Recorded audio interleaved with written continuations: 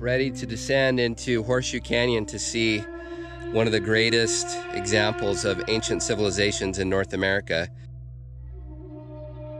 There's some big rocks that came down. Had to have just come down. We're here at the Great Gallery. It's the only example, possibly in North America, of a three-dimensional. For that time period. We don't often bring people up here. The paleo people that left their marking were telling a story. That's a dinosaur footprint. We're going to say it's a T-Rex. All right, we found our second dinosaur footprint, thanks to Michelle.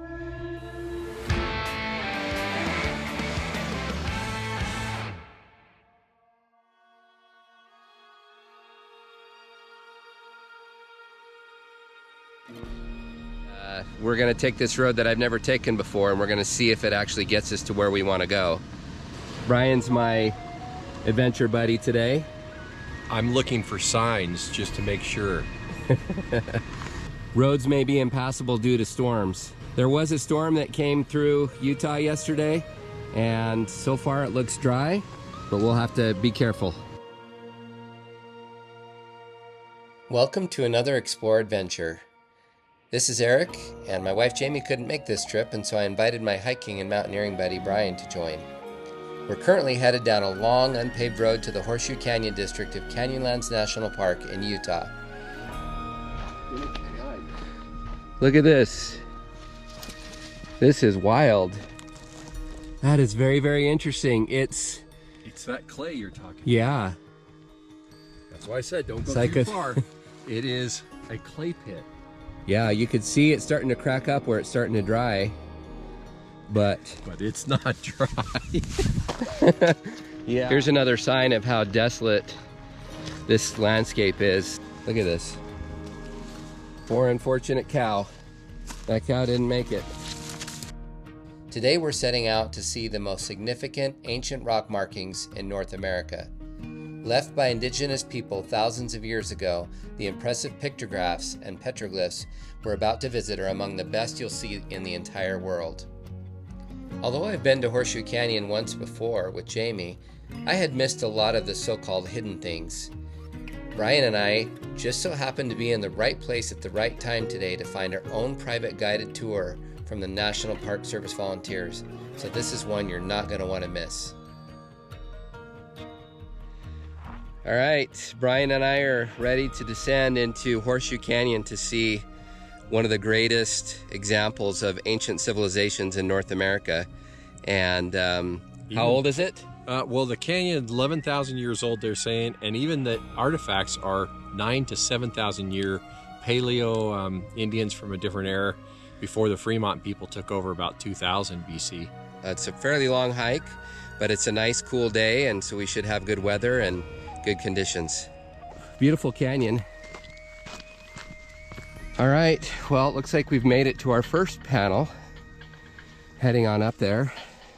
Hey, look at, somebody got up there and scratched on that petroglyph. That's so Which one? terrible.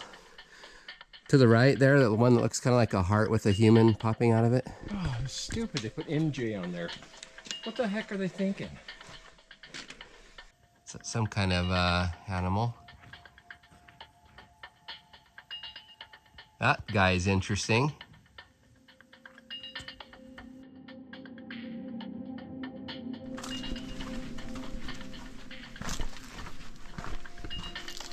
This has got to be somewhat new. You can tell that it calved off there. It's fresh looking rock. There's some big rocks that came down. Even the dust. Yeah, you can see the dust. Yeah. This had to have just come down. Yeah, probably within last year or even sooner. Even sooner, this spring. Yeah. Or during the summer or something. This remote canyon is known for the famous panel called the Great Gallery. It's an incredibly well-preserved site which showcases both pictographs, which are painted figures, and petroglyphs, which are figures etched with a sharp stone. Most impressive of all are the life-size figures you'll see painted on the panel, some of which are 8 feet tall. We're here at the Great Gallery, and this is the premier barrier canyon style In fact, this canyon used to be called Barrier Canyon. It became a park in 1971. The name was changed to Horseshoe Canyon. The Barrier Canyon style is typically, for the spirit figures, they call them, have no arms and no legs. They're life-size pictures. They say that this is referred to as the ghost panel, and the ghostly figure there is said to be 8 feet tall. They're, I think, between 6 and 8 feet tall, most of them. In addition to the spirit figures, they also have the citizen figures, and those have arms and legs. There's also some composite figures, which can be any type of human characteristics along with the animal characteristics. Yes. Yeah, there's plenty of interpretation, but in the end, nobody really knows the true meaning. Yep. And I don't know if you're aware, but the national parks are moving away from the term rock art. The natives prefer storied rocks. It was thought that just simply referring to this as art is a little bit demeaning or minimizing the story behind these, because it is believed that a shaman would use these figures to describe stories and maybe about the spirit world or about ancestors that had passed. Interesting thing to note about the ghost figure there is they believe that was blown on. The paint was blown on. Some type of, I don't know, like a plant straw. Whereas every other figure, they believe it was directly applied, either by finger or brush or combination. Lots of different techniques. They also say that this panel shows perspective because it looks like there's people surrounding, which is unique. That's the only example, possibly in North America, of a so-called three-dimensional. For that time period. Yeah. These are dated 2,000 to 4,000 years old. And they think that this ledge was more substantial 2,000 to 4,000 years ago. There are approximately 330 Barrier Canyon style sites that have been studied extensively. And so they find many, many recurring themes. It suggests strongly that there was a very small pool of shaman or artisans that were responsible for this. Yeah, this is the alcove panel, and as you've already noted, this has more graffiti than any of the other panels, but some of this graffiti has historical significance. Therefore, it's been deemed to be left behind. So, for example, Albert Weber, in 1926, he was a sheep herder that ran sheep through here. And then just to the right, Bud Vance. He was the leader of the Phillips Petroleum exploration crew that built the road that we hiked down in. They had an oil exploration site on the east side of the canyon, about a mile up from the other side. You know, I guess fortunately for us, they didn't find any oil. Abandoned the site in 1930. There have been, unfortunately, some other more recent graffiti here. It's a bummer. It's as we were talking with a French visitor, he said, you know, these people, they just write their name and their date. It's not very inspirational. The paleo people that left their markings, you know, we're telling a story. We think that this rockfall occurred sometime after the artwork was done, so there's no telling what story rocks remain underneath. Oh yeah, there's probably a lot of missing stories. Oh, absolutely, yeah. The pigment that they used is very impervious to UV. It's hematite or an iron ore. They think that it was quarried around the La Salle Mountains and prized for the iron-rich content. Wow. And so they would grind it to a powder, mix it with water, and then some sort of organic binder that's obviously long since decayed, so they don't really know much about what it is. But it has very lasting effect, because what they would do is abrade the surface of the sandstone as if preparing the canvas, and then apply this, and then it very effectively bonds with the sandstone. And as it continues to oxidize it, it actually expands in volume and locks in. So that's why it has such a long-lasting effect, 2,000 to 4,000 years. That's so cool. We're wow. at the bottom of the Navajo sandstone layer. So we're walking on the Kayenta sandstone layer. We think this was deposited about 180 million years ago. And one of the characteristics of Navajo is it's much more porous and much more easily eroded. So this is why in this part of Canyonlands, Kayenta is very commonly a wash. But in this site, and especially at the interface, the Navajo has a lot of porosity, and these are all wind and water driven features. The white is believed to be sea salt because for hundreds of millions of years, this part of Utah was a shallow sea that existed up to about 20 to 15 million years ago when there was a big uplift. And so the whole Colorado Plateau rose 5 to 10,000 feet above the sea level. And after that, erosion is what was the main geologic process that took over. And the basic concept of a hoodoo is where a harder, much denser sandstone layer is sitting on top of softer layers that get more easily eroded. We tried to represent the park. Our two main goals here are to just keep an eye on these priceless resources, but also help enhance the visitor experience.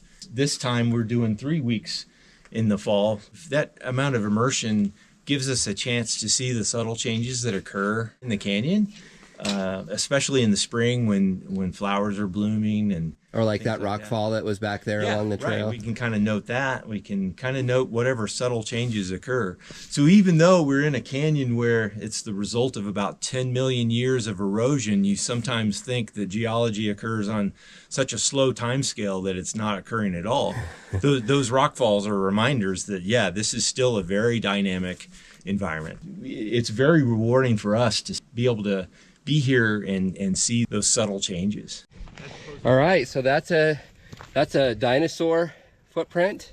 Yes, it's a positive footprint. We're gonna say it's a T-Rex. Something cool. I'm guessing this was denser material, and then what was around it eroded more quickly around And it. only one? Yeah. And that's why obviously it's a positive. Yeah, I got the theory. So dinosaur steps into like pterodactyl poop. It's like Where it picks all and stumps then in there. gets it off the bottom of his foot and it stays there. We don't often bring people up here, but Well, thank you. This is special. a lot of people can't make that. Yeah, not everybody small can make climb, that. but- That's Yeah. the least of what we've So, done. It's a beautiful day. I'm glad it's not any warmer. It's actually perfect right now. Perfect weather. Horseshoe Canyon is a beautiful place. YouTube star and they're making lots of money. And I'm like, okay, son. Glenn and Michelle told us that there were some other petroglyphs that are not well known down this other trail, and we're trying to find them right now. So I don't know. This is really cool little wash, but I'm not seeing any areas where that would be.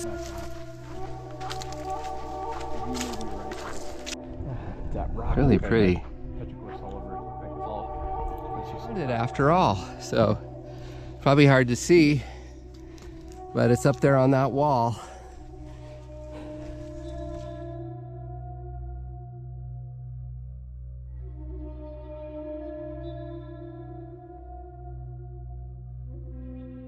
This big sand hill. It's a rough one. Sand is no fun. But I'd rather go with somebody. That was a natural trail. We found our second dinosaur footprint thanks to Michelle. She told us how to find this one. This is considered a negative print, meaning that it's imprinted directly into the ground. And the other one was positive, meaning it sticks up above the ground, which is really rare. Brian just discovered another one.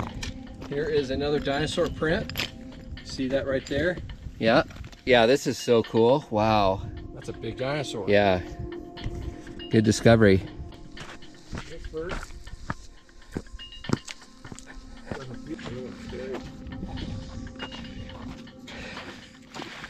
Back through. So we're looking at this mountain and wondering where the trail is. I mean, we'll follow the cairns, but you can tell that we got to go over that thing. So we still got a ways to go. We made it. Final jaunt. That was quite the hike. I'm showing over 9 miles on my Garmin watch, but according to All Trails, 7.82 miles. So 8 miles. pretty much